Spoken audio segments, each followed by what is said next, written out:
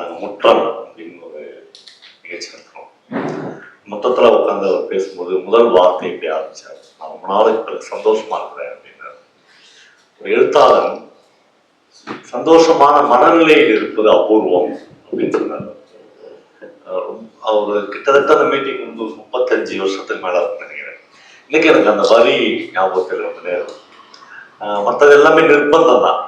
தோணுச்சு அந்த கவிதை தொகுப்புக்கு வெளியீட்டு விழாவுக்கு 2 பேர் பேசுறாங்கல்ல, அதுவே கிட்டத்தட்ட போனார் தான்.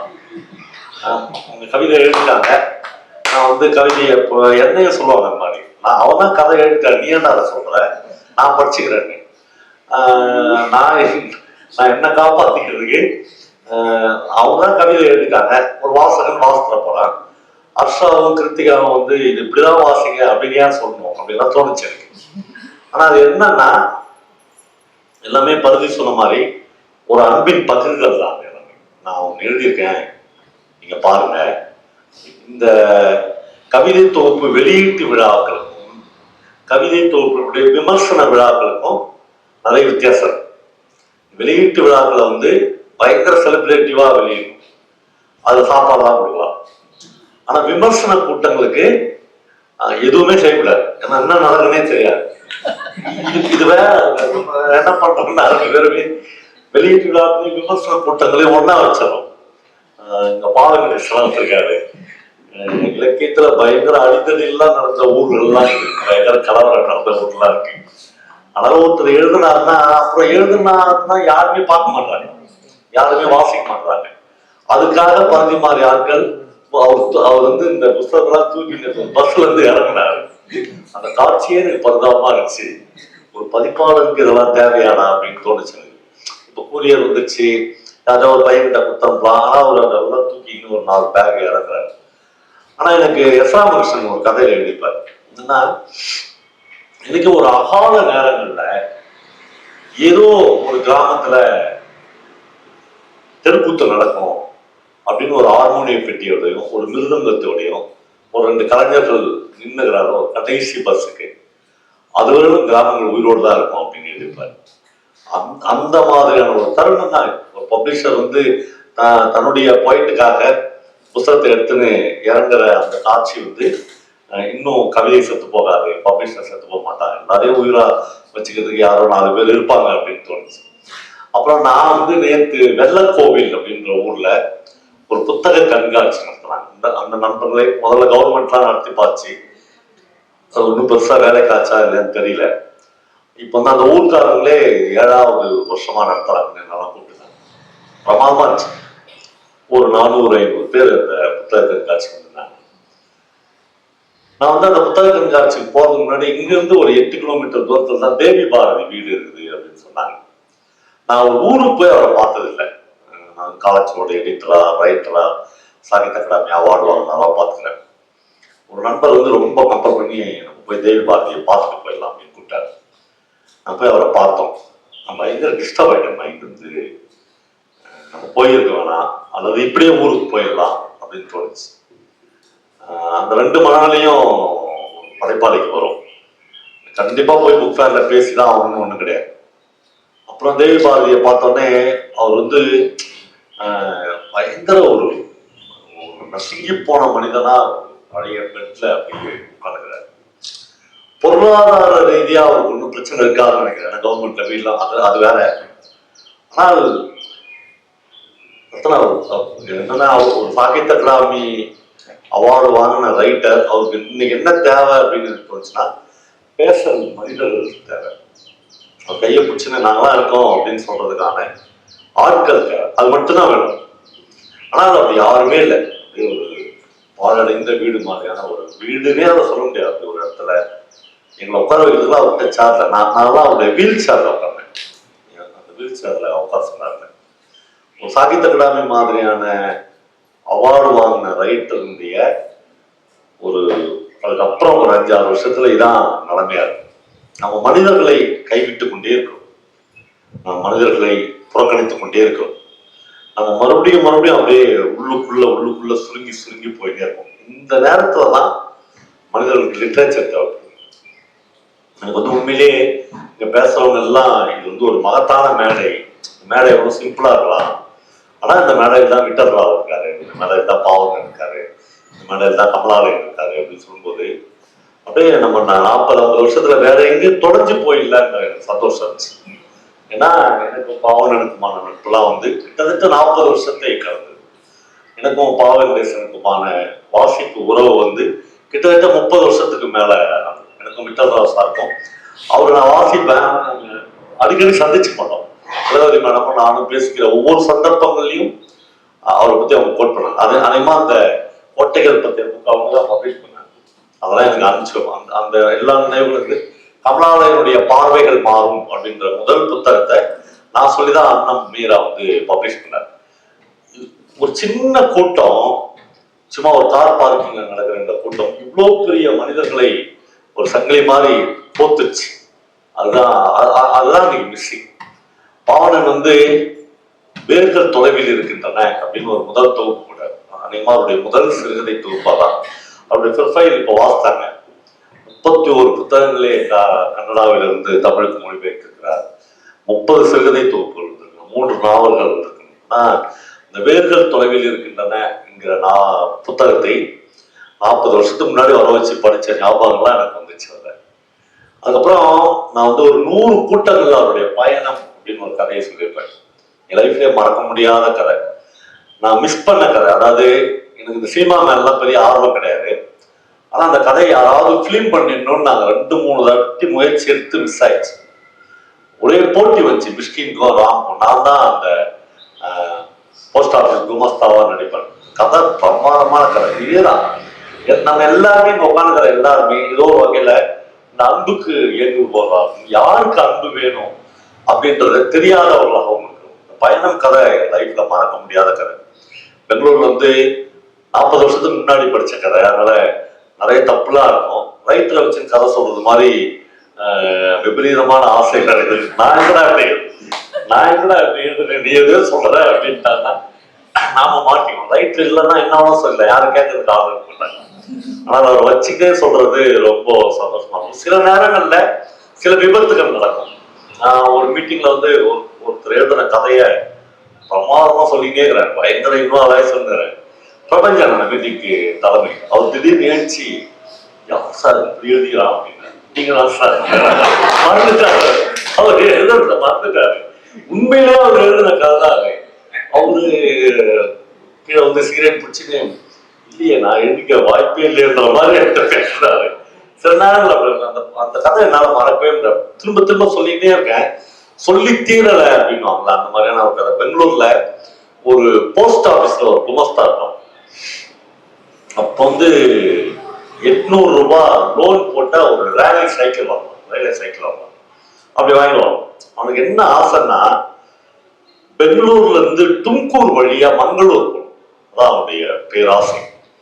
அது வந்து சைக்கிள்ல போகும், கார்லயோ பஸ்லயோ ட்ரெயின்லயோ போகிறேன். அதனால வந்து அந்த ரொம்ப கஷ்டப்பட்டு தான், இந்த வார்த்தை ரொம்ப கான்சியஸ் தான் சொல்றேன், ரொம்ப கஷ்டப்பட்டு 800 ரூபாய்க்கு சைக்கிள் வாங்கிட்டோம். வாங்கிட்டு போஸ்ட் ஆஃபீஸ்ல லீவ் போட்டு அப்படி சந்தோஷமா அந்த சைக்கிள் எடுத்துட்டு போட்டு லேசான தூரல் இருக்கும். தூரல்ல அந்த டிராவல் வந்து தொடரும். இந்த எனக்கு அவனை பார்த்தோன்னே எனக்கு இந்த தமிழ்நாடு அரசுல அல்லது சென்ட்ரல் கவர்மெண்ட்லாம் இந்த வாழ்நாள் முழுக்க லீவே போடாதவங்க ஒருத்தருக்கு அவார்டு கொடுப்பாங்க. அவங்க எப்பயோ செத்துட்டாங்க அர்த்தம். 25-30 வாழ்நாள் முழுக்க இவன் நிலாவை பார்த்ததில்லை, மரங்களை பார்த்ததில்லை, இப்படி ஒரு சைக்கிள் பயணம் போனதில்லை, அப்படியே ஆபீஸ்லயே அடைஞ்சுக்கிட்டு அவனுக்கு போய் ஒரு பதக்கம் கொடுப்பாங்க, ஒரு அவார்டு கொடுப்பாங்க. இந்த கிளர்க்கு வந்து அது நேர் எதிரான அவர் சைக்கிள் எடுத்துன்னு ஜாலியாக ஷோல்டர் பேக்லாம் மாட்டிக்கின்னு ஒரு தூரல்ல அப்படி ஒரு டிராவல் போவான். அவனுக்கான பயணம். சைக்கிள்ல அந்த மரங்கள் அடர்ந்த கும்கூர் பகுதியை கடக்கணும் அப்படின்னு அவன் போகும்போது ஒரு இருட்டும் போது புது சைக்கிள் பஞ்சர் ஆயிடும். இவன் பாப்பான், ரொம்ப டிஸ்டர்ப் ஆயிடுவான், சைக்கிள் பஞ்சர் ஆயிடுச்சுன்னு. கண்ணு கெட்டின தூரம் வரலாம் ஒரு வீடு வாசல் மனிதர்கள் யாருமே இருக்க மாட்டாங்க. ஆனால் எங்கேயாவது ஒரு மனிதர்கள் இருப்பார்கள் அப்படின்னு அவன் சைக்கிள் தள்ளிக்கிட்டே போவான். ஒரு சின்ன வீடு இருக்கும், குடிசை வீடு இருக்கும், ஒரு ராந்தல் லைட் இருக்கும். அந்த வீட்டாண்ட போய் அவன் அந்த சைக்கிளை நிறுத்திட்டு யாராவது இருப்பாங்களான்னு பார்ப்பான். பார்க்கறதுக்குள்ள அந்த வீட்டுல இருந்து ஒரு சின்ன பையன் ஓடி வந்து இந்த சைக்கிளை சுத்தி பார்ப்பான், நிக்கிற சைக்கிளை. ஓ இவன் நம்பாது அப்படின்னு இவன் முடிவு பண்ணிப்பான். அப்புறமா அந்த பையன்கிட்ட பேச்சு கொடுத்து சைக்கிள் பஞ்சர் ஆயிடுச்சு, நான் இங்க தங்கிக்கிட்டோமா, நாளைக்கு காலையில போயிடுறேன் அப்படின்னு கேட்பான். இருங்க எங்க அம்மாவை கேட்டு வரேன் அப்படின்னு அந்த பையன் போய் அவங்க அம்மாட்ட கேட்டு வருவான். கேட்டோன்னா அவங்க அம்மா வருவாங்க, வந்து தங்கிக்க சொல்லுவாங்க. சின்ன வீடு தான் அந்த பையன் கூட தங்குவாங்க. காலையில அந்த பையன்கிட்ட நைட்லாம் கேட்பான், இங்க பஞ்சர் ஓட்டுற கடை இருக்குது, இவ்வளவு தூரம் சைக்கிள் தந்து போகணும், அதெல்லாம் பார்த்துக்கலாமாம்மா நான் பார்த்துக்கிறேன் அப்படின்னு அவன் ரொம்ப பெரிய மனுஷத்தமா பேசினே இருப்பான். கடைசியா வந்து காலையில எழுந்துச்சு பார்த்தா அந்த பையன் இருக்க மாட்டான். இதெல்லாம் நைட்லாம் நடந்தது கனவா, நம்ம எங்க படுத்தோம் அப்படிலாம் அவன் யோசித்து பார்க்கும்போது அந்த பையன் போய் சைக்கிளை தள்ளி நிற்பான். இவனுக்கு முன்னாடி அவன் எழுச்சிட்டுப்பான். அப்புறம் இவங்க ரொம்ப தூரம் போய் சைக்கிள்ல பஞ்சர்லாம் ஒட்டின்னு அந்த பையன் வந்து அவங்க அம்மாட்ட கேட்பான், இந்த மாமாவு கூடயே நான் மங்களூருக்கு போய் நம்ம மாமா வீட்டை பார்த்துட்டு வரும்போது பஸ்ல வந்துட்டுமா. சைக்கிள்ல போறதா அந்த பையனுக்கு பெரிய ஆசையா. உடனே அவங்க அம்மா வந்து சரி போ, யாருனே தெரியாது, ஆனா அவளை யாருனே தெரியாதவங்க நம்ம எல்லாரும் நாமளே ஒரு நாளா கல்யாணம் பண்ணிக்கிறோம், குழந்தை பெற்றுக்கிறோம், யாருனே தெரியாத சரி போ அப்படின்றாங்க. அந்த பையன் அந்த அப்புறம் பஞ்சர்லாம் ஒட்டிட்டு அவங்க ரெண்டு பேரும் அவங்க டிராவல் பண்ணி நினைக்க அப்படி சிலிருக்கு கதை. கொஞ்ச தூரம் போனோடனே அந்த பையன் வந்து முதுகுல தட்டுவாங்க, அந்த ஆளை தட்டி, ஆமா நீ கொஞ்ச நாள் நடந்து வாங்கல, நான் ஓட்டுறேன் சைக்கிள் அப்படின்னு. நான் இறங்கிறேன்னே இவன் வந்து இந்த குரங்கு படம் அடிப்பான், கொஞ்ச தூரம் குரங்கு படம் அடிப்பான், அதுக்குள்ள இவன் நடந்து வருவான். அப்புறம் அவன் சைக்கிள்ல ஏறிக்குவான், அப்புறம் டபுள்ஸ் போவாங்க, அப்புறம் மறுபடியும் குரங்கு படம், கொஞ்ச நேரம் அவன் சைக்கிள் இப்படியா போவாங்க. அந்த டிராவல் பிரமாதம். இப்ப என்னன்னா மங்களூர்ல ஒரு தெரு இப்படி போய் திரும்பினா, ஒரு ரோட்ல இப்படி போய் திரும்பினா அந்த மாமா வீடு, அந்த பையனுடைய மாமா வீடு. அந்த பையன் வந்து அந்த தெருவுக்கு போறதுக்கு முன்னாடி தட்டி எழுப்பி, நீங்க நடந்து வாங்க, எங்க மாமா வீட்டுக்கு முன்னாடி போய் நான் சைக்கிள்ல தான் வந்து பெல் அடிச்சு காமிக்கணும். ஏன்னா போன கோடை விடுமுறைக்கு எங்க மாமா வீட்டுல இருந்தது, அவர் சைக்கிளை நான் எடுத்துட்டேன் அப்படின்னு என்னை எங்க மாமா பொண்ணுங்க எதிரிலேயே ரொம்ப அசிங்கப்படுத்திட்டாரு. அவர் முன்னாடி போய் ஒரு சைக்கிள்ல நின்று ஒரு பெல் அடிச்சு காமிச்சு நான் தான் அப்படின்னு. அவருக்கு எப்படி எனக்கு சைக்கிள் வச்சு நான் எங்கிருந்து வரேன் எதுவுமே தெரியாது. ஏன்னா நீங்க நடந்து வர நீங்க ஒரு பயணி, இதெல்லாம் அன்போல், இதெல்லாம் ரைட்டர் எழுத மாட்டான், நம்மளே தெரிஞ்சுக்கலாம். இப்ப சைக்கிள் வந்து அந்த பையன்கிட்ட பிடிச்சிட்டு அவர் நடந்து போவார். பிரமாதமான இடம், பெரிய மாஸ்டர்ஸ் அப்படின்னா எப்பயுமே பல பேர் சொல்லிங்க இருப்பேன். மாஸ்டராஸ் மட்டும் மாஸ்டர்களால மட்டும்தான் இப்படி ஒரு கதை எழுதுங்க. அந்த பையன் போவான் மாமா வீட்டுக்கு, பெங்களூருக்கு போறதுக்கான ஒரு பஸ் வரும். அந்த ஆள் வந்து அந்த போஸ்ட் ஆஃபீஸ்கார பஸ்ஸை நிறுத்தி பெங்களூருக்கு ஒரு டிக்கெட் கொடுங்க திரும்பி வந்துடுவான்.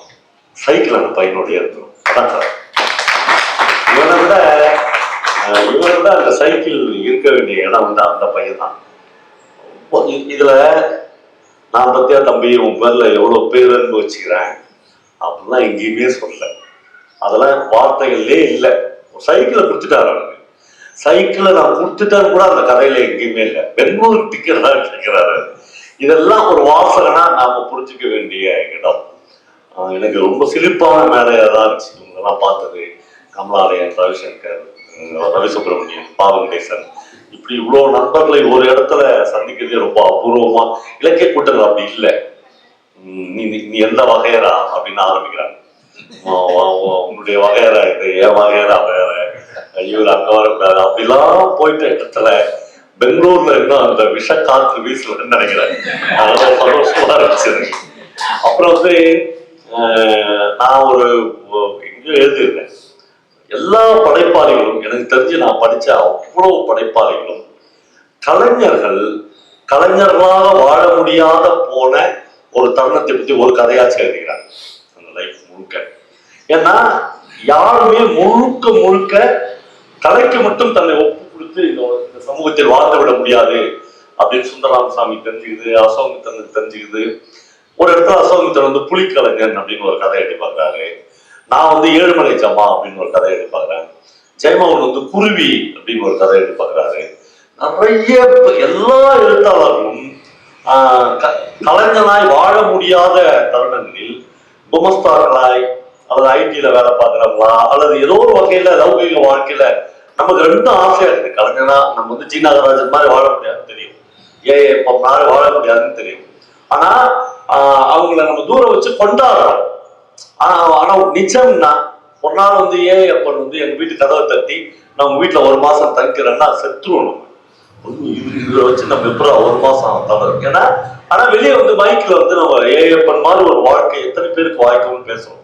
இந்த ரெண்டுக்குமான ஒவ்வொரு ரைட்டரும் ஒரு கதை எழுதுகிறாங்க. ஜீனாராஜனுடைய டார்ச்சர் பத்தி 5 ரூபாயும் அழுக்கு சட்டைக்காரர்னு திலீப் குமார் ஒரு கதை எழுதுகிறார். பிரபஞ்சன் வந்து அவருக்கு ஜீனாராஜனால ஏற்பட்ட எக்ஸ்பீரியன்ஸ் பத்தி ஒரு கதை எழுதுகிறார்.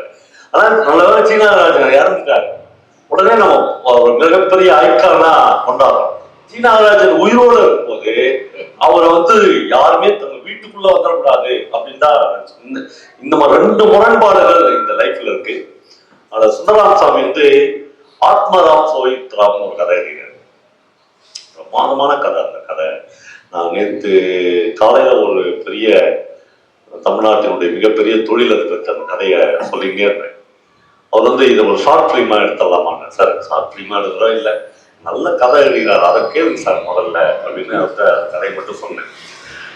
நம்மளுக்கு உடனே அதை என்ன பண்ணிடணும் அப்படின்னு தோணுது. அது வேணாம், அது அவர் நல்ல கதை எழுதுகிறாரு, முடிஞ்சா அந்த கதையை நீங்க வாசிச்சுட்டா போதும். ஷார்ட் ஃபிலிம் எடுக்குது, ஃபியூச்சர் ஃபிலிம் எடுக்குது, அஜித்தை போடலாமா, அதெல்லாம் வேணாம்.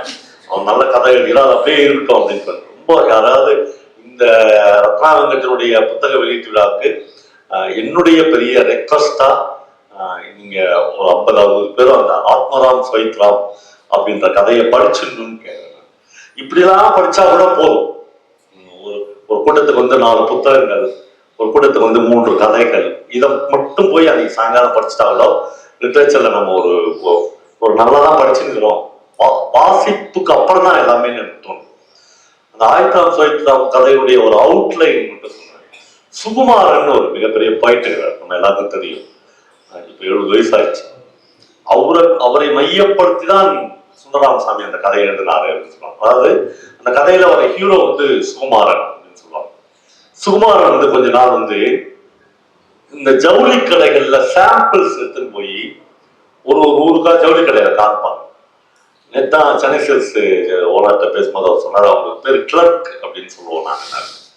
அவங்க வேலை என்னன்னா இந்த சாம்பிள்ஸ் எடுத்துன்னு போய் ஜவுளி கடை ஓனர்களுக்கு, சார் இந்த கிளாத் வந்திருக்கு, இது இப்போ மார்க்கெட்ல ரொம்ப முக்கியம் அப்படி சொல்லி ஆர்டர் வாங்க. சரி இதில் ஒரு 2000 மீட்டர் அனுப்புங்க கடைக்கு அப்படின்னு சொல்லுவாங்க. அந்த மாதிரி ஒரு சேல்ஸ் ரெப்ரஸன்டேட்டிவ் கதை தான் அந்த ஆயிரம் சொல்லியிருக்காங்க. ஆனா இந்த சாம்பிள்ஸ் வந்து அவங்க எங்கிருந்து எடுத்துட்டு போவாங்கன்னா சவுகார்பேட்டையில நிறைய சேட்டுங்க, வடநாட்டு சேட்டுங்க வந்து பூஞ்சிருப்பாங்க. இந்த குடோன்ஸ் முழுக்க அவங்கதான் மொத்த மொனாபலி தமிழ்நாட்டினுடைய. ஈரோட்டில் நீங்க இப்ப எல்லாம் மாறி இருக்கலாம், ஈரோட்டில் உற்பத்தி ஆகலாம், கோயம்புத்தூர்ல உற்பத்தி ஆகலாம். ஆனா எல்லா ஜவுளியும் அங்க போயிடும் அல்லது அவங்க மூலமா உங்களுக்கு டிரான்ஸ்போர்ட் ஆகும். இதான் இந்த ரெப்ரசன்டேட்டிவ் பையன் வந்து பேசிக்கலா ஒரு பாயிண்ட். ஆனா யாருக்குமே தெரியாது அவன் பாயிண்ட். அவன் வந்து ஹிந்தியில கவிதைகள் எழுதி ஹிந்தி பத்திரிகைகள்ல ரெகுலரா புனைப்பெயர்ல வந்துருக்கும். ஆனா இங்க வந்து பாவனன் பிஎஸ்என்எல் ஆஃபீஸ்ல வேலை பார்த்த மாதிரி அவன் வந்து ரெப்ரசன்டேட்டிவா வேலை பார்த்துருப்பான். அவன் ஒரு ஜவுளி கடையா போய் ஒரு ஜவுளி கடை ஓனரா பார்த்து அவர் நல்ல மூட்ல இருக்கிறாரா, இன்னைக்காவது அவர் பொண்டாட்டியோட சண்டை போடாத வந்துக்கிறாரா அப்படின்லாம் தெரிஞ்சு அதெல்லாமே சுந்தரராமசாமி பயங்கர கிண்டலா எழுதிருக்கேன்.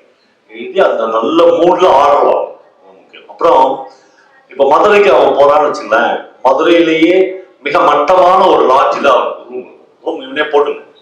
ஏன்னா வந்து 150 ரூபாய் தான் கிளைம் பண்ண முடியும். அப்போ 150 ரூபாய்க்கு எவன் மதுரையில வந்து ஸ்டார் ஹோட்டலா கொடுக்க முடியும்? அதுக்கு தகுந்த மாதிரி ஒரு ரூம் போட்டுக்கணும். அப்புறம் காலையில இருந்து சாயங்காலம் வரணும் எவ்வளோ ஜவுளி கடைகள் ஏறி இறங்க முடியுமோ ஏறி இறங்கணும். இதெல்லாம் கதையே கிடையாது, இவன் போயிட்டுன்றதுதான் கதை. அப்புறம் நான் ரொம்ப சிம்பிளா அந்த கதையை சொல்றேன், நான் ரொம்ப டீட்டெயிலா சொல்லியிருக்கேன். அப்படியே போவாங்க. அந்த சேட்டுங்க வந்து 2 பேர் அண்ணன் தம்பி. 2 பேருக்குமே சேட்டுங்களுடைய மனைவிகள் வந்து ஒருத்தி அழகியாகவும் இன்னொருத்தி பேரழகியாகவும் இருப்பாங்க.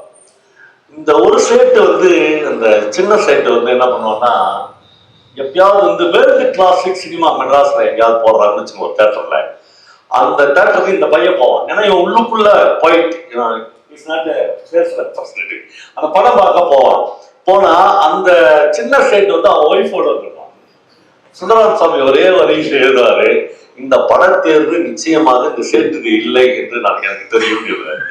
அப்படின்னா அவன் ஒய்ஃபுக்கு ஒரு பெரிய ஆர்ட் மேல அதெல்லாம் எதுவுமே ரைட்டர் எதுக்கு சொல்லணும்? இந்த இந்த பணத்தேர்வு நிச்சயமாக சேட்டுக்கு இல்லை என்று எனக்கு தெரியும் என்றால் அப்ப அவன் ஒய்ஃபுக்கு, அப்ப உடனே அவன் ஒய்ஃப் எப்படிலாம் கலையில் நேர்த்தியாரா? அது கதை கிடையாது. ரைட்டர் அவ்வளவுதான் சொல்லணும். அன்டோல்டா அவன் எவ்வளவு இடத்த ஸ்பேஸா விட்டுட்டு போறானோ அங்கதான் வாசகன் வாழறதுக்கான இடம், வாசகன் தன்னை ஃபில்லப் பண்ணிக்கிறதுக்கான இடம். ரொம்ப அதுக்கான மிக நேர்த்தியான கதை வந்து அந்த ஆத்மா நாம சொல்லிக்கிறான். அப்புறம் அங்கெல்லாம் பார்ப்பாங்க. ஒரு நாள் வந்து திடீர்னு அந்த சேட்டு கடைக்கு அந்த சவுகார்பேட்டையில் இருக்கிற எல்லா வியாபாரிகளும் வந்துருவாங்க. வந்த உடனே சேட்டுக்கு ஆச்சரியமா இருக்கும், என்ன நம்ம எல்லாம் ஒழிக்க போறாங்களா, ஏன் நம்ம கிடைக்கிறாங்க.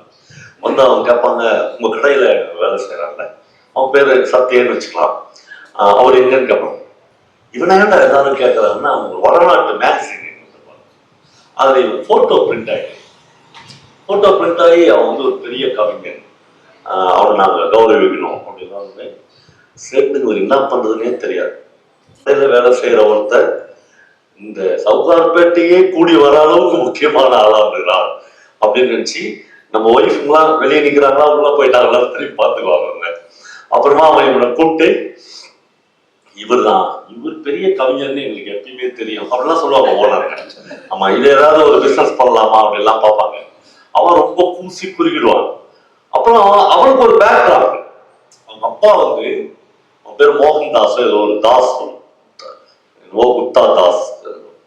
அவர் வந்து பல ஆண்டுகளுக்கு முன்னால் ஒரு வடநாட்டு ட்ரெயின்ல ஏறி சவுகார்பாட்ல இருந்து ஒரு ட்ரங்க் பெட்டியோட இறங்குவார். அவர் இந்த பையனை கூட கூட்டிட்டு இருக்காரு. இப்போ ரெப்ரசன்டேட்டிவ் அவருடைய அந்த ட்ரங்க் பெட்டிக்குள்ள அவர் எழுதின ஒரு நாவல் கைப்பற்றுகிறது. அப்ப அப்படி ஒரு இடத்துல இருந்து இந்த பையன் வந்திருக்கான். இவன் எழுதிருக்கான். இந்த கதையினுடைய நேர்த்தினா அதுக்கப்புறம் அந்த சவுகார்பேட்டையே இந்த பையனை வந்து பயங்கர மரியாதைக்குரிய ஒரு ஆளாகும். சரி சேட்டுலாம் நீ அப்புறம் தான்டா, அவன் எவ்வளவு பெரிய போயிட்டு அவன் ஏதோ உங்கள்கிட்ட வேலை செய்யறதுனால நீ முக்கியமான ஆளா, இது வந்து உள்ளுக்குள்ள புழுங்கினே இருப்பான். சில நேரங்கள்ல ஒண்ணுமே பண்ண முடியாது. சில நேரங்கள கலெக்டரை விட கலெக்டர் பியூனுக்கு வந்து பயங்கர மரியாதை இருக்கும். கலெக்டர் பொங்கலாம், மெமோ கொடுக்கலாம், ஆனா அவன் தான் முக்கியமான ஆளு. அந்த இடத்துல இந்த அவர்கிட்ட சொல்லி அவர் முடிச்சு கொடுத்துருவாருன்னு சொல்லுவாங்க. அந்த மாதிரியான டைப் இது வந்து அப்படியே போயிட்டே இருக்கும். திடீர்னு வந்து சுந்தரராமசாமி ஒரு அழகான வரி எழுதி போய் எப்பயோ படிச்சது ஞாபகம். அவனுக்கு இதயத்தில் எறும்பு கடித்தது மாதிரி ஒரு வலி வந்தது, அதோடு இறந்து போடாது. ஹார்ட் அட்டாக் வந்து எறும்பு கடித்தது மாதிரியும் ஒரு முத்தம் பெற்றது மாதிரியும் அந்த வலி இருந்ததுன்னு எழுதிப்பாரு. அவ்வளோ நேர்த்தியா இருக்கும் அந்த லைன். இறந்துரும் அந்த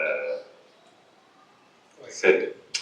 அப்பெல்லாம் இவன் மதுரையில வந்து பல ஜவுளி கடைகளுக்கு ஏறி இறங்கினோம். சாயங்காலம் ஜவுளி கடைகள் இருந்து வந்த உடனே அந்த லாட்ஜில் சொல்லுவாங்க, உங்களுக்கு நிறைய ட்ரங்க் கால் வச்சு, அப்பெல்லாம் இது இல்லை, செல்போன் இல்லை, நிறைய ட்ரங்க் கால் வச்சு சார். உடனே சேட்டு இருந்து இந்த மாதிரி சின்ன சேட்டு இறந்துட்டாங்க அப்படின்னு சொல்லி பயங்கர ஷாக் ஆயிடும். ஏன்னா ஒரு நூல் இழையாச்சு இவனை புரிஞ்சவன் அவன் தான். வியாபாரத்தை தாண்டி இவன் ஒரு ஆர்டிஸ்ட், இவன் ஒரு போயிட்டு, அல்லது இவன் இல்லைன்னா கூட இவன் ஒய்ஃப் வந்து நான் சொல்லலாம், நீ மற்றவங்க ட்ரீட் பண்ற மாதிரி அவனை ட்ரீட் பண்ண முடியாது. அவன் பெரிய போயிட்டு, ஒரு போயிட்டுன்னா எவ்வளவு பெரிய வேல்யூ தெரியுமா சொல்லலாம்ல. அந்த கடைசி இழையும் ஆர்டிச்சு இவன் அப்படியே வெக்ஸ் ஆகி நிற்பான். நின்ன உடனே மறுபடியும் ஒரு தற்கால. அதனால அவங்க சொல்லுவாங்க, நீ இப்ப எங்க இருக்க? இந்த லாட்ஜில் இருக்க. அப்படியே லாட்ஜ் சாவிய, ரூம் சாவிய கவுண்டர்ல கொடுத்துட்டு நீ போயிடு, உனக்கு வேலை இல்லைன்னு சொல்றாங்க. நான் அவ்வளவு புழுக்கம் அவங்க இருந்துட்டே இருக்கும். இன்னொருத்தர் வருவான், அவன்கிட்ட சார்ஜ் கொடுத்துட்டு நீ போயிடு. இவன் ஒண்ணுமே அப்படி நிராசையா வந்து இன்னொரு ட்ரெயின் ஏறும். ட்ரெயின் ஏறி வந்து இருக்கும்போது இன்னொரு இறங்கணும்னே எங்க போறது அப்படின்னு போயிட்டுக்கான நான் சொன்ன பாவனுடைய கடைசி கதையில அது மாஸ்டர் பீஸ் அப்படின்னு ரைட்டர் ஒன்று வைப்பான்ல, சைக்கிள் அவன்கிட்ட கொடுத்துட்டு இவன் பஸ் ஏறது. அந்த மாதிரி எங்க போறது அப்படின்னு அவன் ரயில்வே ஸ்டேஷன் இறங்கும்போது, இந்த வீட்டுக்கு போறதுக்கு முன்னாடி அந்த சேட்டு ஒய்ஃப் போய் பார்த்துட்டு போவான். இப்ப இப்போ எப்படி இருக்கா அப்படின்னு பார்க்கணும். அவ்வளோதான் அந்த கதை. ரொம்ப பிரமாதமான கதை. இந்த நினைவுகளை மீட்டெடுப்பதற்காகத்தான் ரத்னாகரன் மாதிரியான ஒரு ஆள் அப்பப்போ அகரகாலத்துல இருந்தோ அப்பார்ட்மெண்ட்ல இருந்தோ மறைக்கிறாங்க. எங்க இருந்து மறைச்சாலும் இதெல்லாம் பார்த்துட்டு நீ போய் சும்மா இஎம்ஐ கட்டிக்கின்னு கரண்ட் பில் கட்டிக்கின்னு வீட்டு வாடகை கட்டிக்கின்னு ரோல் போடுறியடா, இதெல்லாம் உலகத்துல இருக்குது. வா, நான் வந்து மதியானம் ஒரு தயிர் சாதம் போட்டு ஒரு லஞ்ச் கொடுக்குறேன். நேற்று ஏன் தயிர் சாதம் சொன்னா, நேற்று பருதி வந்து உங்களுக்கு எவ்வளவு பெரிய பிரபகண்டா மாஸ்டரா இருந்தா பாருங்க. அவன் சொல்றாரு, ஒரு ஹை கிளாஸ் லஞ்சுங்க நாளைக்கு அப்படின்னாரு. நாளைக்கு இல்ல, ஒரு ஹை கிளாஸ் லஞ்ச் தான். நாங்க 3 பேருமே லஞ்சே கொடுக்கல. அது எப்படி ஹை கிளாஸ் லஞ்சுன்னு சொல்லலாம்? சாப்பிட்டாதானே நாங்க சொல்லுவோம். அவங்க வெறும் தயிர் சாதம் கூட போட்டு அனுப்பிச்சிடலாம் அப்படின்னு அவரு தன்னுடைய தப்பை உணர்ந்துட்டார். அவர் வந்து ரத்னாகரன் என்ற தன்னுடைய பாயிண்ட் மேல அவருக்கு ஒரு பப்ளிஷரா அவ்வளவு ஒரு அன்பு வச்சுக்கிறார். லஞ்சே வரல, அவர் வந்து ஹை கிளாஸ் லஞ்ச் அதனால இந்த கூட்டங்கள், இந்த நிகழ்வுகள், இந்த சிறப்புரைகள், இந்த பேச்சு கீழ்ச்சி எல்லாத்த விட இந்த மாதிரியான நண்பர்களை சந்திப்பது, அவர்களோடு உரையாடுவது, அவர்களோட ஒரு கதையை பற்றி பகிர்ந்து கொள்வது, அவர்களோட ஒரு புத்தகத்தை பற்றி பரிந்துரைப்பது, ஒரு புத்தகத்தை பெற்று செல்வது. எனக்கு வந்து அந்த தேவி பாரதியை கூட்டின்னு போனார்ல, நான் சொல்லி முடிக்கிறேன். நான் அந்த வெள்ளக்கோயிலுக்கு போகும்போது என்னை கூட்டினே இருந்தார் 2 நாளா. ஒருத்தர் அப்பு அப்படின்னு அவர் பேர் இருந்துச்சு. அப்பா அண்ணா காங்கேயம் அப்படின்னு இருந்துச்சு. இந்த மாதிரி வாசகங்கள் வந்து எப்பயாவது ரைட்டரை வந்து அபூர்வமா கூப்பிடுவாங்க, எங்க வீட்டுக்கு வாங்க சார், ஒரு வேலை சாப்பிட்டு போவாங்க சார் அப்படிலாம் சொல்லுவாங்க. மிஸ் பண்ணவே கூடாது ரைட்டர் சார், கண்டிப்பா போயிடணும். ஏன்னா அங்க என்ன அபூர்வம் உங்களுக்கு தெரியாது. நீங்க அதை கடந்து போயிட்டீங்கன்னா அந்த அபூர்வத்தை மிஸ் பண்ணுவீங்க. நான் நேற்று எங்க டிரைவர்லாம் சொல்லிட்டேன், சார் 6 மணிக்கு சார் கூட்டம், 5 ஆயிடுச்சு. நான் ரமேஷ் பரவாயில்ல, 6:30 போல 1 ஆயிடாது. யாரோ நம்மள நேற்று வந்து கூப்பிடுறாரு போலான்னா, அது நல்ல தென்னந்தோப்பு மாந்தோப்பு வழியா போச்சு அவர் வீடு. போய் இதான் வீடான்னு கன்ஃபார்ம் பண்ணி இப்பதான் கூகுள் மேப் சொல்லிட்டேன் இதான் வீடுன்னு. அவன் நிறுத்திட்டு தான் சார் வீடுலாம் பார்த்து பயந்துட்டேன். நான் திரும்பி போயிடலாம் அப்படின்னு. நல்லா ஒரு 10 ஏக்கர்ல இருக்குது அவர் வீடு. ஒரு மிகப்பெரிய ஃபார்ம் லேண்டு, அப்படியே பிரம்மாண்டமான வீடா இருக்கு. அப்புறம் இவரையாண்டா இலக்கியம் படிச்சாரு, நமக்கு ஒண்ணுமே புரியல. அப்புறம் அவர் வந்து ஒரு நல்ல ஒயிட் அண்ட் ஒயிட்ல வெளியே வந்து நம்ம கை கொடுத்து, வாங்க போவா சார், இந்த கிராமமே உங்கள் வருகையால், கிராமம்லாம் அவர் வீடுதான் அவன் பயன்பட்டுச்சுலாம் சொன்னாரா. நான் டக்குன்னு ஃபர்ஸ்ட் கேள்வி, நீங்க என்ன பண்றீங்கன்னு கேட்டேன். ஏன்னா நம்மளுக்கு பயமாயிடுச்சு, இவ்வளவு பெரிய வீட்டுல இருக்கிறவங்கலாம் நம்மளை கூப்பிட்டு என்ன பண்றீங்கன்னா அவருன்னு சொன்னாரு, நான் வந்து ப்ரொமோட்டர் அப்படின்னாரு, ரியல் எஸ்டேட் அப்படின்னு நான் புரிஞ்சுக்கினேன்.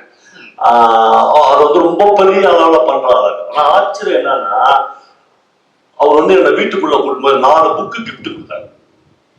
வழக்கமா இந்த மாதிரி ஆட்கள் வந்து வேற ஏதாவது கூட ஒரு ரைட்டர்ஸ் கொடுப்பாங்கல்ல, ட்ரெஸ் எடுத்து கொடுப்பாங்க, அதாவது ஷால் 4 புக்கு கொடுத்தாரு. நான் வேற ஆள் முடிக்கிட்டேன். பாசிங்காரத்துடைய புயலில் தோனி, டி ஜானகிராமன், அப்புறம் தபால்காரன் ஒரு மொழிபெயர்ப்பு, இன்னும் 4 புத்தகம் கொடுத்தாரு. ஆச்சரியமா இருந்துச்சு. அப்புறம் ஒரு பீரோ திறந்து காமிச்சார். தந்தா ஒரு 1000-2000 புக்ஸ் வந்து மாடர்ன் லிட்ரேச்சருடைய அவ்வளவு புக் வச்சுக்கிறாரு இந்த ஃபார்ம் ஹவுஸ்குள்ள. அப்புறம் எனக்கு ரொம்ப ஆச்சரியமா இருந்துச்சு, அவருடைய லைஃப் ஸ்டைலுக்கும் இதுக்கும் சம்மந்தமே இல்லைன்னு. அப்புறம் என்ன அப்போ எப்படி இப்படிதான் படிக்க வந்தீங்க சார்? இங்க இருந்து 3 கிலோமீட்டர் தான் தேவி பாரதிக்கிறார். தேவி பாரதி தான் என்ன முதல் படிக்க சொன்னாரு. இல்லைன்னா நான் ஒரு ரியல் எஸ்டேட்காக தான் செத்துருப்பேன் சார். அவ்வளோ படிக்கிறேன்னு பயங்கரமா ஆர்வப்பட அவர்தான் என்ன தேவி பாரதி கூட்டிட்டு போனாரு. அதனால ரீடர்ஸ் வந்து எங்க இருப்பான்னு நம்மளால சொல்ல முடியாது. எங்க வேணாலும் நான் சைலண்டா இருக்கலாம். இந்த அப்பார்ட்மெண்ட்லயே இந்த கூட்டத்துக்கு வராத 10 தீவிரமான ரீடர்ஸ் கூட இருக்கலாம். நமக்கு அவங்களை கண்டுபிடிக்கவே முடியாது. அவங்க வந்து இது மாதிரி இலக்கிய கூட்டங்களுக்குலாம் வரவங்க இல்லை. நீங்க வந்து எங்களுக்கு கோணாபுரம் வேணா நாங்க டைரக்டா புத்தகம் வாங்கி நான் படிச்சுக்கிறோம் அப்படின்னு சொல்லுவாங்க. அதனால ரொம்ப சந்தோஷமான ஒரு மனநிலை. மீண்டும் சுந்தரராமசாமி சொன்னதை சொல்லி நான் முடிக்கிறேன். இன்று நான் ரொம்ப சந்தோஷமாக இருக்கிறேன் என்று அந்த கூட்டத்தை சுந்தரராமசாமி ஆரம்பித்தார். இந்த நிகழ்வு மிகுந்த சந்தோஷத்தில் நைட்டு ஃபுல்லா டிராவல் பண்ணி நான் காலைல 5 மணிக்கு தான் வந்தோம். ஆனால் அதெல்லாம் எங்க போச்சுன்னே தெரியல. உங்களை எல்லாம் பார்த்தது, உங்களோட பேசுவது, பாவனை மிட்டர்ரா மாதிரியான ஆளுமைகளோடு சேர்ந்து சாப்பிட போறது, தயிர் சாதமா இருந்தாலும் அது வந்து கிராண்ட் லஞ்ச் தான் சொல்லி